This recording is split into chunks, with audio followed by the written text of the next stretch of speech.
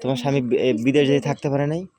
আগে ছিল মালয়েশিয়াতে 5 বছর, ওগুলা টাকা টুকা তো সব শ্বশুর বাড়িতেই দিছে, মানে হুম। ওনার বাপ মারে। আর এখন গেছিল 2 বছর, এর মধ্যে 2 মাসের বেতন পাইছে। তারপর চলে আসলো কেন? ওই যে আকামার মেয়াদ শেষ, পাঠাই দিছে। আর যাবে না?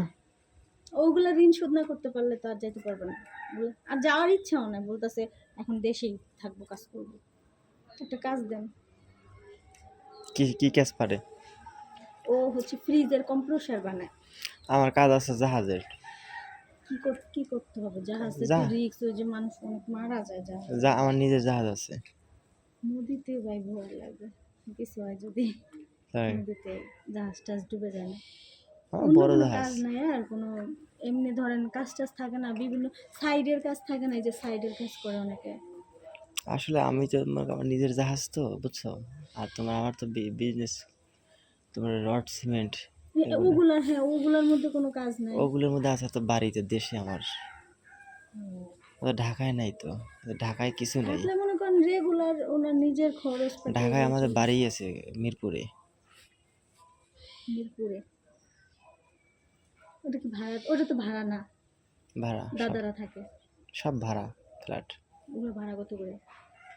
ভাড়া তোমার হচ্ছে যে 25,000 30,000 করে। লিফট আছে তাই না? তারপর হচ্ছে তোমার, আমার কোনো প্যারা নাই, কোনো টেনশন নাই, আমি রিল্যাক্স মানুষ। বুঝছি। আমি আমি গরিব কাজে চলাফেরা করি। তো একটা রুম আমাদেরকে দেন, থাকি, ভাড়া লাগবে না, কিছু না। বুঝছো? আমি নিজেই তো গরিব মানুষ। ওই তো আমরা বড় লোক, আমাদেরকে একটা রুম দেন, থাকি। আচ্ছা দেখে রুম আগে দিয়ে, ঠিক আছে, পছন্দ হয় কিনা। ভাড়া দিতে পারবো না, খালি কারেন্ট বিলটা নিজে দিব। দাঁড়াও আমি খালি উপরে একটা একটা, রুম দিয়েন, উপরে একটা ভাড়ার টাকাটা বাঁচলে উপকার হবে আমাদের। উপরে একটা রুম আছে দেখি, ঠিক আছে। ওই যে চিলেকোঠা সাবলেটের ওই যে একদম উপরে যে হুম থাকে, হুম। তো দেন না, সেটাই দেন। আর তো আচ্ছা ভাড়াটা লাগবে না।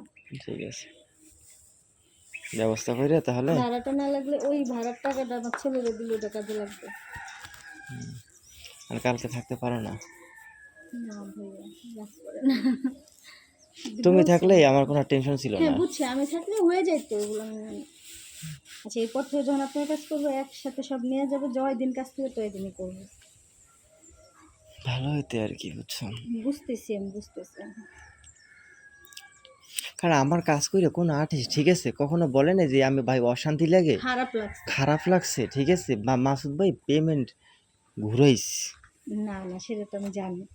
হুম, কারণ আমার কাজ করে, আপনার প্রশংসা জুয়েল খুব করতো সব সময়। হ্যাঁ, কারণ আমি ওদেরকে সবসময় টাকা দিয়েই করে রাখতাম।